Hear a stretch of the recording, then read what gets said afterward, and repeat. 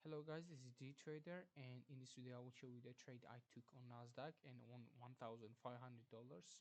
So as you can see here, we have trade that is 7.29 risk to reward ratio.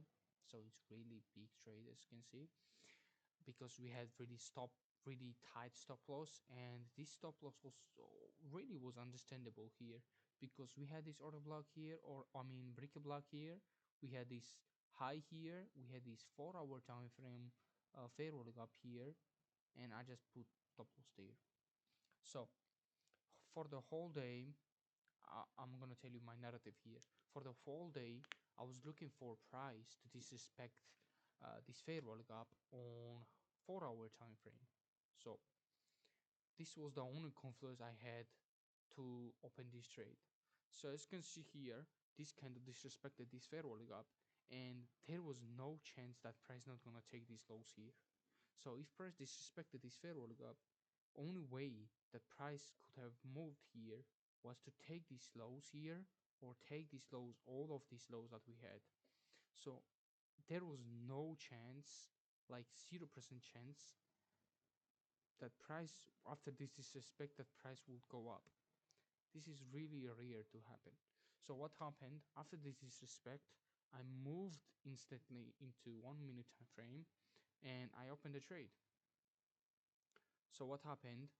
This candle uh, revisited into this fair roll gap area and closed like this, like doji candle.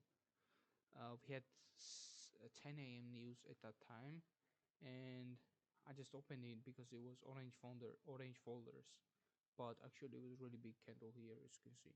So after news opened, I just go in the trade. There could be better entry, actually, to be honest.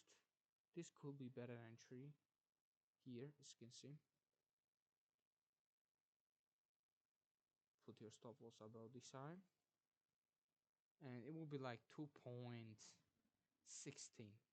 risk to divide, but I had 7.16. Wait, let me show you. Like this, 7.29, I mean, my bad. So after that, I had first my take profit to these New York launch lows here. I mean, New York PM lows that we have here. I had second take profit on these New York launch lows. And third take profit, I didn't really had it, but it could be really good if I did it. It could have been like 14 risk to reward, 14 risk to reward, but I did not want it. I mean, I didn't know that price gonna go this strong and take all of this liquidity. This 7 point risk to reward was enough for me. Uh, so actually, this is the trade you could have took. This trade here, more high probability than this, but this made me win more money actually than this. But you don't have to concentrate about money. You don't have to think about money. You have to think about your win rate. You have to think about how good your setup is. Your only your only target in trading is to have high probability setup and to have high probability trades.